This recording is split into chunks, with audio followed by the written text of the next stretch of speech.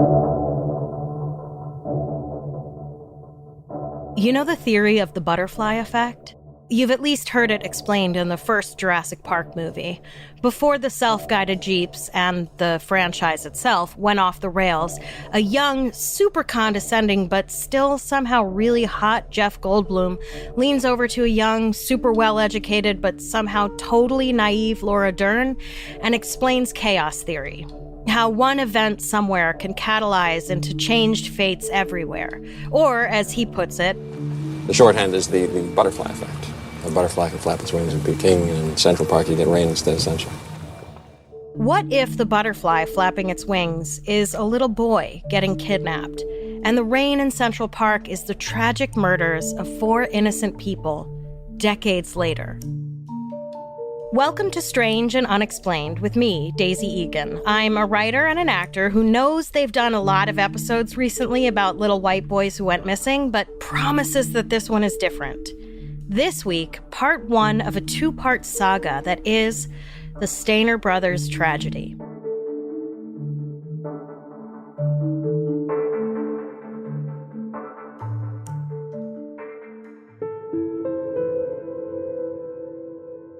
Sometimes I think about how complex and random life is. Everything in your life had to go exactly the way it did in order for you to be right here, right now. The good and the bad. Regretful decisions and smart ones. And the millions of factors out of your control. Where you were born, what your parents were like, who you ran into on the street on the way home from school. A butterfly flaps its wings. On December 4th, 1972, 7-year-old Steven Stayner was walking home from school in Merced, California, a town about 2.5 miles southeast of San Francisco, near Yosemite National Park. The weather was nasty, cold, and sleety. When he was about 3 blocks from home, Steven was approached by a man who handed him a religious pamphlet purporting to be raising money for a local church. Steven thought his mother, who had raised the family Mormon, would likely be willing to donate. As he stood there chatting with the stranger, a car pulled up, and the man behind the wheel asked if he wanted a ride home. The man who'd given Steven the pamphlet called the driver Minister and got into the passenger seat. And so, little Steven climbed into the back seat of the stranger's car to get out of the sleet. But the minister didn't stop at Steven's house. Instead, he kept going toward Highway 140, telling Steven not to worry, that they would call his mother when they got back to his place to ask if he could stay over. By all accounts, it seems little Steven didn't cry or scream or put up too much of a fuss. This was before the era of stranger danger. My guess is Steven's parents taught him to be polite to strangers, which is apparently a thing human beings used to be. But still, it's hard to imagine a kid just sort of willingly riding off with 2 strangers, even if one of them was a minister. Of course, you and I both know the man driving the car was not a minister. The man driving the car was 41-year-old Kenneth Parnell, a man deemed a, quote, sexual psychopath by a court-appointed psychiatrist when he was only 19. Sexual psychopath is no longer an official diagnosis, but I think we get a pretty clear idea of this guy's issues from that outdated term. The first time he'd been arrested as an adult was in 1951 when he was about 20 years old for molesting a prepubescent boy. But by then, he'd already been in and out of juvie for theft, arson, and having sex with boys in public. In his adulthood, he somehow managed to convince not 1 or 2, but 3 different women to marry him. Not at the same time, of course. That would be illegal. Between 1951 and 1972, Parnell had spent lots of time in prison and in psychiatric hospitals, and had escaped from said hospitals twice. So, not only was he not a minister, he was a serious piece of shit. Parnell's sidekick was a man named Irvin Murphy, whom he'd met working at an inn on the edge of Yosemite National Park. An article about this case in Esquire from 2007 calls Murphy, quote, slow-witted, but I don't know if that was some kind of official finding or what. I mean, Clearly, anyone who knowingly helps someone abduct a child for any reason isn't the brightest bulb in the cookie tin. Parnell apparently told Murphy he wanted to save a battered child and adopt him as his own. And Murphy was like, okay, I guess? Who the fuck knows how these men's brains functioned? Parnell and Murphy took Steven about a half an hour northeast to Cathy's Valley, California, where Parnell rented a one-room cabin with no heat. Steven started asking to go home pretty much as soon as they got there. Something terrifying about the way Parnell managed to pull this whole thing off was that he supposedly said something like, "Your parents are angry at you, Steven. Can you think of why they might be angry at you?" And of course, because Steven was 7, he figured Parnell, a grown-up and a minister no less, must know what he was talking about. And indeed, Steven had gotten in trouble that week for taking too long to get home and for writing his name on the garage door.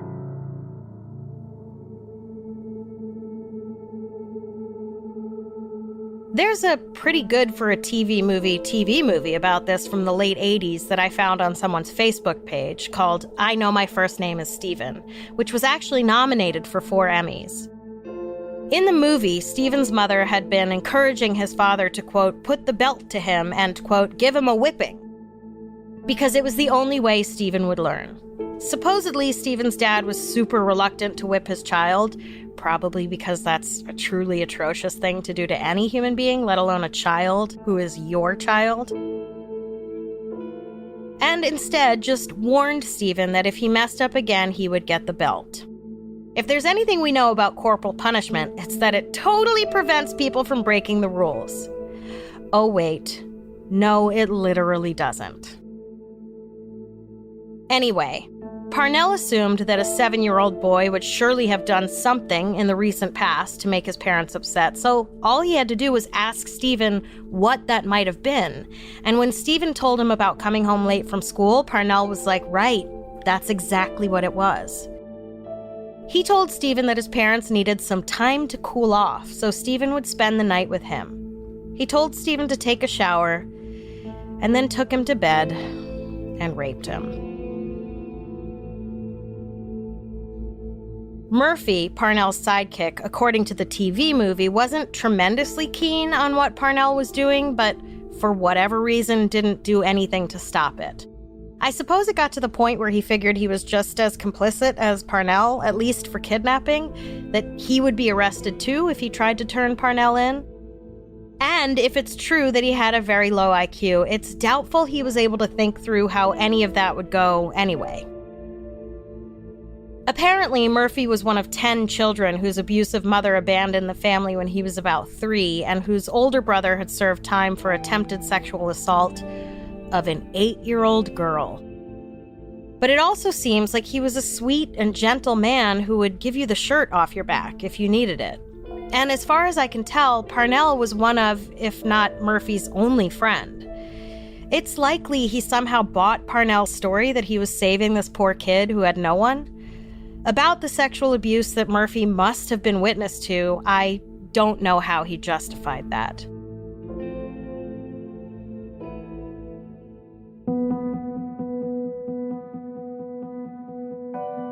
A week or so later, Parnell brought Steven a puppy, to which Steven was like, okay, but also I want to go home. And Parnell told him his parents didn't want him anymore, and he was adopting him. His parents, Parnell explained, couldn't afford to keep him. And it just so happened that money was tight in the Stayner home. Steven had an older brother and 3 sisters, and if the TV movie was accurate, they were struggling financially, and they lived in a pretty tiny 3-bedroom house. I can't begin to imagine the hole that opened up inside Steven's heart when he heard all this. Parnell then told Steven he'd been to court that day and legally adopted him. He told Steven his name was now Dennis, and he was to call Parnell Dad. So Steven had no choice but to trust Parnell, believing that his parents literally handed him off to a stranger with no warning. The truth, of course, was that back in Merced, less than a half-hour's drive away, the desperate search for Steven had begun the night he went missing.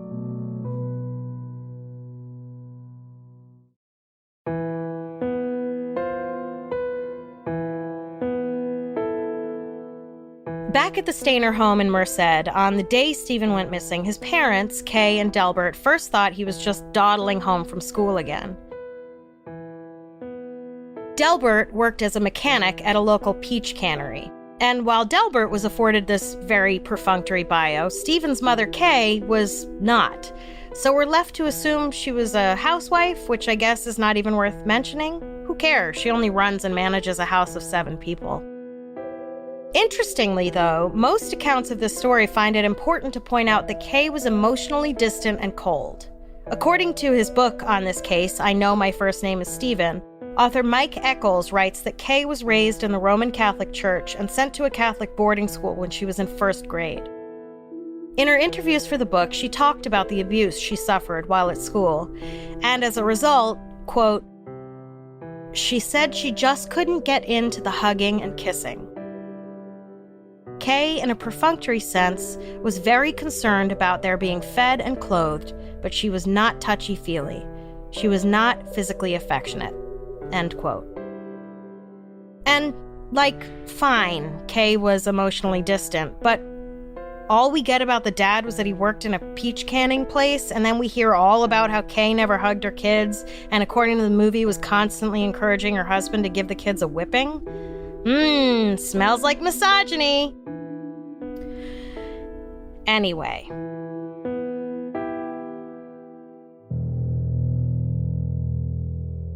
As soon as they realized Steven wasn't just dawdling on his way home from school, but was in fact not coming home, Kay and Delbert called the police. A search went underway immediately, and flyers went up around town. In the TV movie, Kay's father, Steven's grandfather, is a crotchety old bastard who chastises his daughter and brother-in-law all the time for having too many children. He makes a lovely comment about how animals usually let the runt of the litter die, I guess referring to Steven. It just so happens, again in the movie, that old Grandpa Infanticide lives mere yards away from the cabin Parnell was holding Steven in Kathy's Valley. The night Steven goes missing, Delbert rushes up to his father-in-law's home to look for him. It stands to reason that the person who's constantly making comments about getting rid of your kids might be a good suspect in your kid's disappearance. Of course, Steven isn't at Grandpa Human Shitbird's creepy shack. No, he's next door in the other garbage human's creepy shack. At least according to the TV movie. Then again, Kay also hugs and kisses her children in the movie, so it's unclear how accurate it is.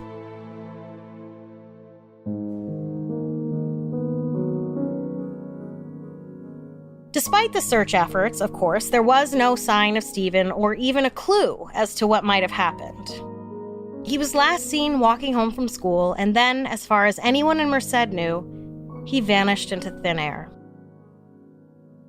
That didn't stop Steven's father from searching, though his efforts read as a bit passive. He said that he would search faces and crowds on TV or in newspapers and magazines, hoping to spot Steven. Then again, what can you really do? California is a big-ass state. It's not like he could have realistically driven the entire state and knocked on every door. Then again, there was that dude in China who rode around the whole country on a scooter with a picture of his missing son on it for 23 years until he actually found him.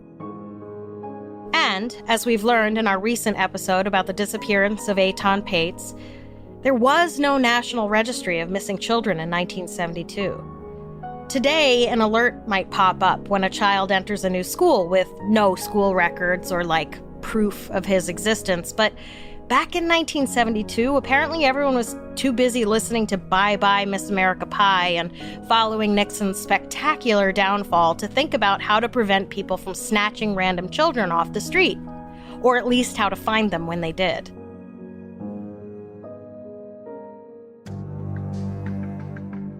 Delbert Stayner apparently retreated into his grief and walked around a shell of the former peach cannery mechanic he had once been. While Kay still performed her motherly duties, quote, by rote, as they said in an Esquire piece. I guess being emotionally distant was perfect preparation for losing her child. In his grief, Delbert was known to hold Steven's clothes to his face and weep. And since Steven and his older brother Carrie shared a room, it seems Delbert was doing this in front of Carrie, which in and of itself isn't a problem, but it was when he would blame Carrie for Steven's disappearance or refer to Steven as his real son that it may have rubbed Carrie the wrong way. And while Delbert's despair was on display for the whole family, Carrie was careful not to mention Steven in the house, or anywhere, really, for fear that it would send his father into another bout of sobbing and blaming. At school, Carrie felt like the guy whose brother was kidnapped, because he was.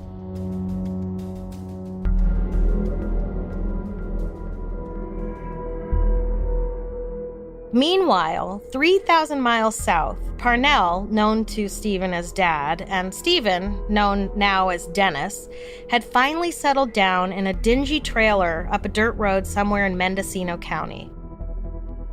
At some point, Parnell had cooked up a story that Steven's real father had died of a heart attack and that his mother moved away.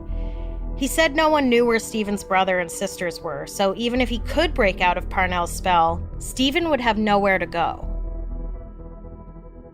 The awful truth about this kind of kidnapping is that eventually the captor becomes the captive's only source of food and shelter. The captive is completely reliant on their abuser, and to run away is to risk having no one and nothing. And the terrible irony is that the captor makes it seem like it's the captive's choice to stay. After all, the door is open. Ugh. Up until that point, they'd been shuffling around Northern California, enrolling Steven in the local school wherever they would settle for any length of time. I don't know what year they moved into the trailer, but he was there during high school. To the outside world, Steven/Dennis seemed like a normal kid. His high school girlfriend, Lori Duke, said that he had a great personality and was spunky and friendly, if a little shy. But the truth was that Parnell was subjecting Steven to horrific physical, emotional, and mental abuse. By Parnell's own estimation, he had raped Steven more than 3,000 times. 3,000 times? That would have been at least once a day, and sometimes multiple times a day. Anyway, Parnell had become aware by this point that Steven was getting too old and too big to be controlled for much longer, so he made a decision that would lead to his undoing.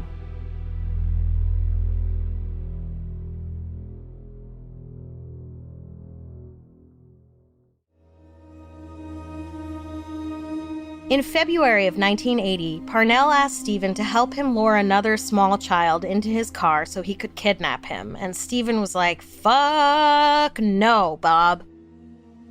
So, Parnell paid some random teenager to do it instead, and on February 14th, he brought home 4-year-old Timmy White, who was apparently walking to his babysitter's house after school. At 4 years old. Man, the 70s and 80s, am I right? Timmy, it seems, was less manipulatable than Steven had been when Parnell took him. Where Steven seemed resigned to his new fate pretty quickly, Timothy apparently spent 2 weeks pretty much crying relentlessly and saying that he wanted to go home. Whether or not Parnell told Timmy the same things he told Steven back when he first kidnapped him, that his parents didn't want him anymore, and asked Parnell to take him off their hands, I don't know. But whatever it was, something snapped in Steven after a couple weeks of watching Timmy beg and cry, and he realized he had to do something. He didn't want Timmy going through the same hell he'd been put through. And so, on March 1st, 1980, 8 years after Parnell snatched him off the street in Merced, Steven Stayner took Timmy White's hand after Parnell left for work and hitchhiked to the nearest police station in Ukiah, California.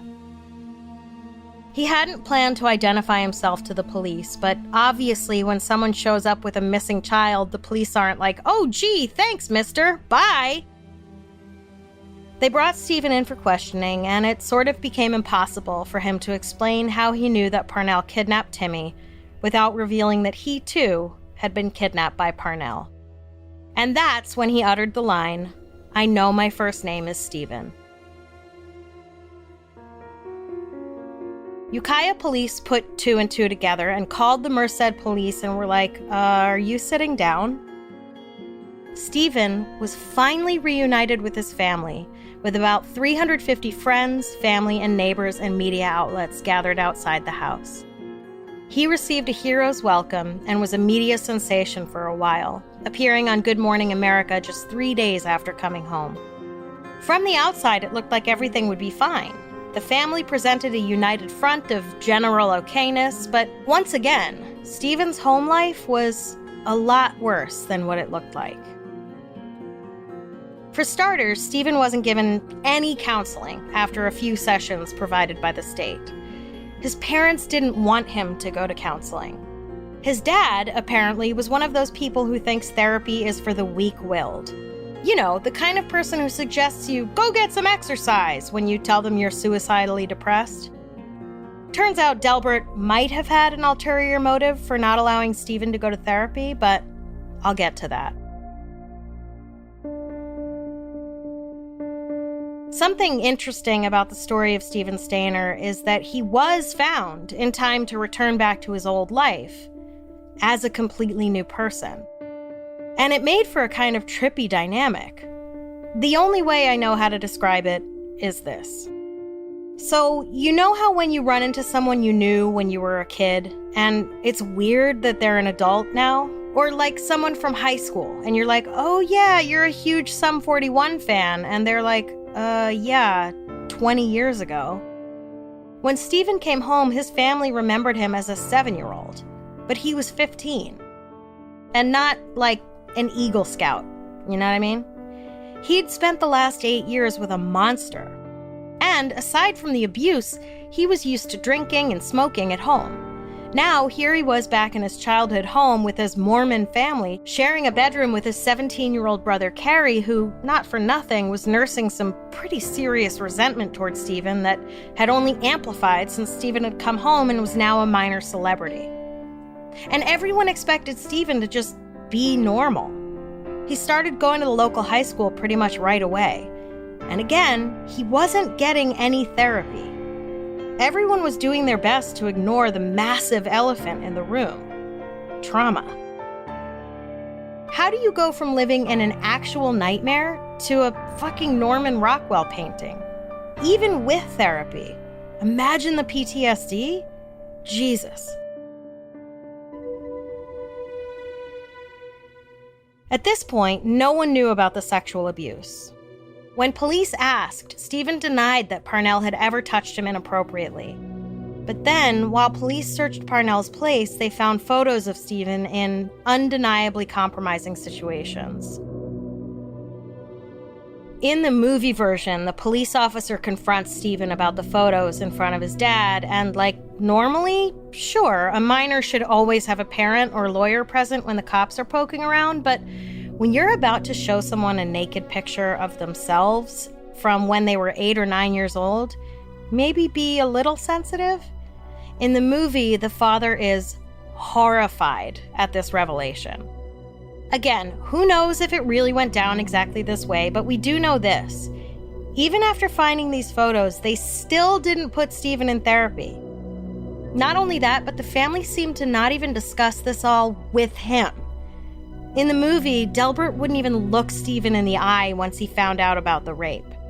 He even says to Steven, "Why didn't you stop him?" Dude, he was 7 when it started. What was he supposed to do? Also, this offender was the person literally keeping him alive, so it's kinda complicated. According to author Mike Eccles, that was pretty much the way it actually happened. The non-sexual abuse elicited sympathy, but the sexual abuse was something to be ashamed of. Gee, I wonder why. Oh, right, homophobia. Later, one of Carrie's friends said it was like it never happened, like he was never kidnapped or anything. There's just something, off with that whole family. Once the news got out that Steven had endured years of sexual abuse at the hands of Parnell, kids at school started bullying him, calling him all kinds of gay slurs. Because of course they did. Kids are the worst. Not your kid, of course. Your kid is great, I'm sure. To make matters worse, Steven had to go even more public with this information when he was asked to testify at Parnell's trial. Mendocino District Attorney Joseph Allen said that Parnell was not tried for the sexual abuse and rape because of the emotional stress it would have put Steven through. He was, apparently, the only one in this whole mess who seemed concerned with Steven's mental health. But Allen said that given the laws at the time, even if they had tried him for sexual abuse, it wouldn't have added much time to his sentence. Parnell received 7 years for the abduction of Timmy White, and brace yourselves for this, folks, 20 months for Stayner's abduction. I know. Ultimately, he only served 5 years due to time off for, quote, good behavior. And sure, when a pedophile is in prison with other adults, it's not likely he'll behave too badly, considering the median age of his fellow inmates. Ugh. So, Parnell spent less time in prison than Steven spent imprisoned with Parnell. The good news is that the law changed after this to make the sentencing for these kinds of crimes heavier.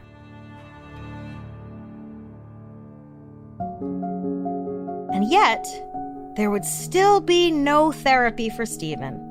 So it's sort of no wonder that when he was told he would have to repeat his senior year because of how many school days he'd missed for, having been kidnapped and tortured for 8 years and then literally saving himself and another child, Steven opted instead to drop out. At this point, he'd received around $40,000 for consulting on the TV movie and as a reward for saving Timmy White. But the thing about not going to therapy after serious, prolonged trauma, and then having your family be ashamed of you because of what happened to you, and then having your peers bully you also for what happened to you, is that you end up pretty maladjusted.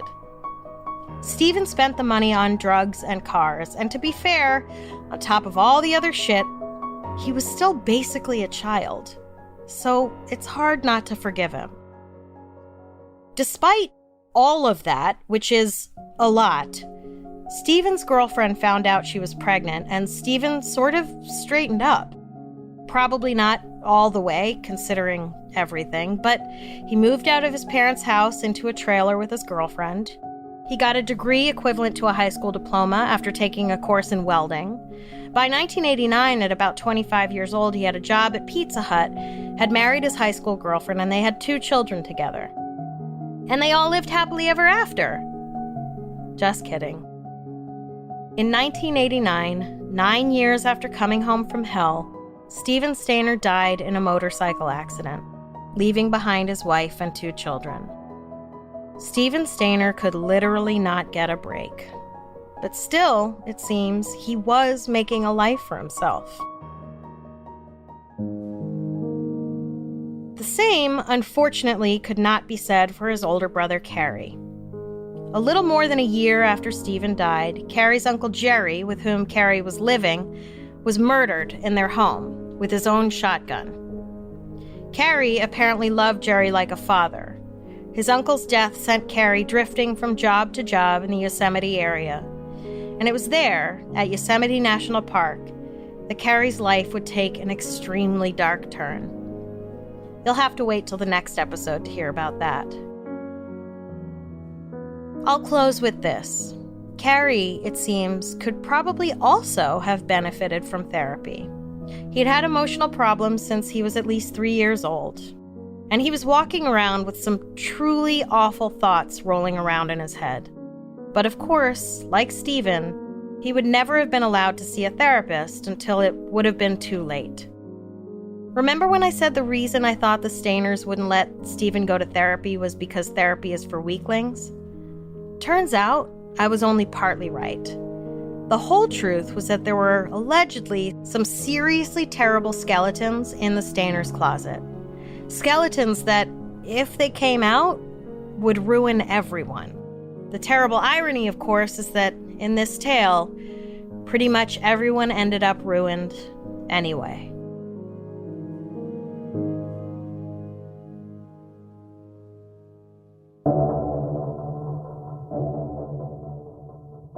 Next time on Strange and Unexplained with Daisy Egan, part 2 of the Stayner brothers saga, in which Carrie Stayner goes from passive observer to active participant, and 4 innocent women die as a result.